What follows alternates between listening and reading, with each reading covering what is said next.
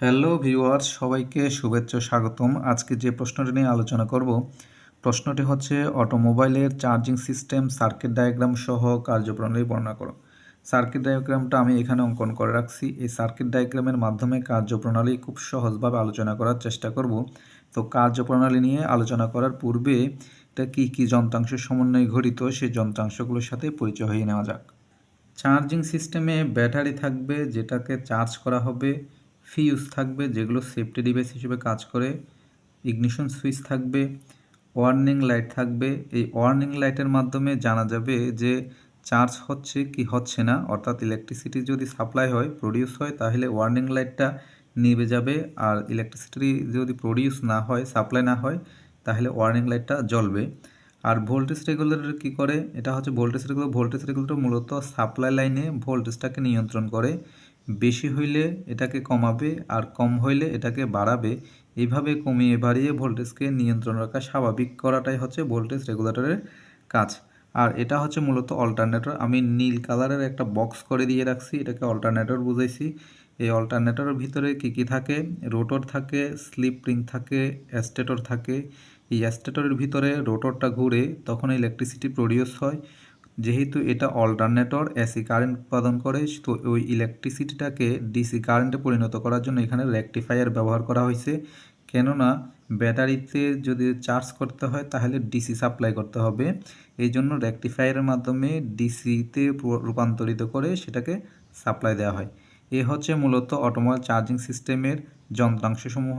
এইবার automobile charging system কিভাবে কাজ করে সেটা আলোচনা করা যাক।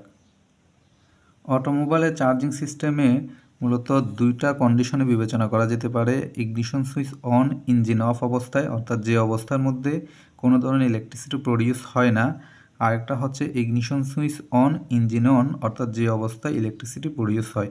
তো ignition switch on, engine on, এই অবস্থাটাকে আবার তিনটা ভাগে ভাগ করা হয়। একটা হচ্ছে নর্মাল, আরেকটা হচ্ছে লো স্পিড, আরেকটা হচ্ছে হাই স্পিড। তো নর্মাল বলতে যখন নর্মাল ভোল্টেজ অর্থাৎ 14.2 ভোল্ট থেকে 14.8 ভোল্টে সাপ্লাই হয়, ওই অবস্থায় স্বাভাবিকভাবে যখন এর ভিতরে ভোল্টেজটা সাপ্লাই হয় তখন এটাকে নর্মাল কন্ডিশন বলছে। আর লো স্পিড বলতে যখন স্পিড কমার কারণে 14.2 ভোল্টের যদি নিচে যায়, ওই কন্ডিশনটাকে বলা হচ্ছে লো স্পিড। আর হাই স্পিড বলতে স্পিড বাড়ার কারণে যদি 14.8 ভোল্টের চাইতে বেশি ভোল্টেজ সাপ্লাই দিতে চায়, তখন ওই কন্ডিশনটাকে বলা হচ্ছে হাই স্পিড কন্ডিশন। তাহলে এগুলো ধাপে ধাপে আলোচনা করা যাক। প্রথমেই ignition switch on, engine of, এই অবস্থায় সার্কিটের মধ্যে কীভাবে কাজ করছে সেটা দেখা যাক। ব্যাটারি থেকে মেন ফিউজ হয়ে ইগনিশন সুইচে যখন ইগনিশন সুইচ লাইন দেব অর্থাৎ অন করব, তখনই কী হবে?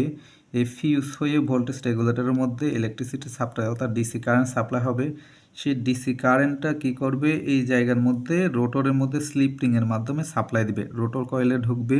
তো রোটর কয়েলের মধ্যে ডিসি কারেন্ট ঢোকার কারণে রোটর কয়েলটা ইলেকট্রিক ম্যাগনেটিক ফিল্ডে পরিণত হবে, অর্থাৎ চৌম্বক ক্ষেত্রে পরিণত হবে।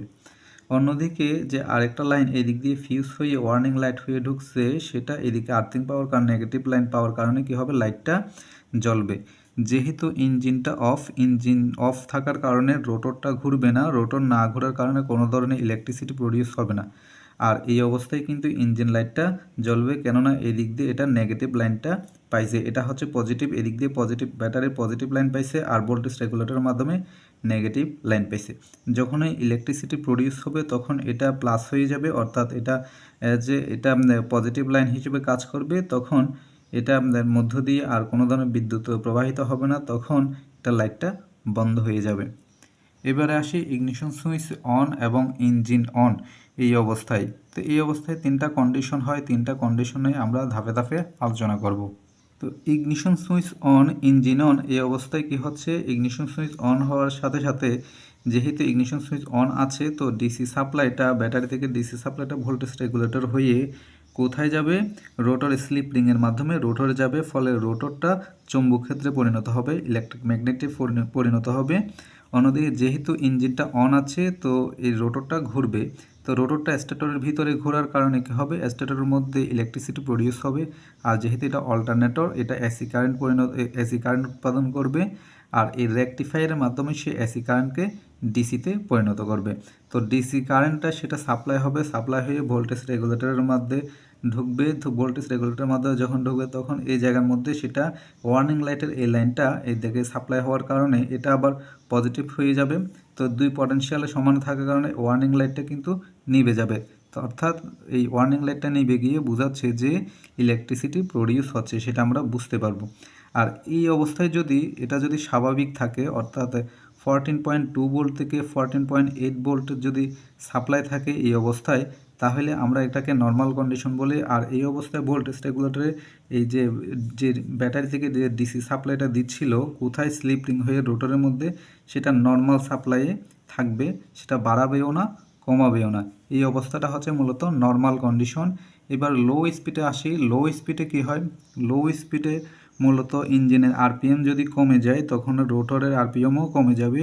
ফলে 14.2 ভোল্টের চাইতে যদি নিচে আসতে চাই, ভোল্টেজটা কমে যেতে চাই, সাপ্লাই লাইনে যদি ভোল্টেজ কমতে চাই, তখন ভোল্টেজ রেগুলেটরে এই যে ডিসি সাপ্লাই দিচ্ছিল কোথায় স্লিপ রিংয়ের মাধ্যমে রোটরের মধ্যে যে ডিসি সাপ্লাই দিচ্ছিল সেই ডিসি সাপ্লাইটা বাড়াই দিবে। সেই ডিসি সাপ্লাই বাড়াই দেওয়ার কারণে কি হবে, এখানে ইলেকট্রিক ম্যাগনেটিকটা আরও স্ট্রং হয়ে যাবে। ফলে ওই সাপ্লাই লাইনের যে ভোল্টেজ কমে যাচ্ছিলো সেটা আবার বেড়ে যাবে এবং স্বাভাবিক ভোল্টেজ হবে। সাপ্লাই লাইনে স্বাভাবিক ভোল্টেজ হয়ে সেটা কোথায় যাবে? ব্যাটারির মধ্যে সাপ্লাই হবে, ব্যাটারিকে চার্জ করবে, আবার এদিকে ভোল্টেজ রেগুলেটরের মধ্যেও আসবে। এবারে আসি হাই স্পিডে। হাই স্পিডে কী হবে? হাই স্পিডে যদি স্পিডটা আরপিএমটা বাড়ায় তখন কী হবে? আরপিএম বাড়ার কারণে এদিক দিয়ে ইলেকট্রিসিটি বেড়ে যাবে। ভোল্টেজ যদি 14.8-এর উপরে চলে যায় তখন ভোল্টেজ রেগুলেটরে কী করবে? এই যে রোটরের মধ্যে যে স্লিপ রিং হয়ে ডিসি সাপ্লাই দিচ্ছিল সেই ডিসি সাপ্লাইটা কমায় দিবে। ডিসি সাপ্লাইটা কমায় দেওয়ার কারণে এখানে চৌম্বক ক্ষেত্রটা দুর্বল হয়ে যাবে।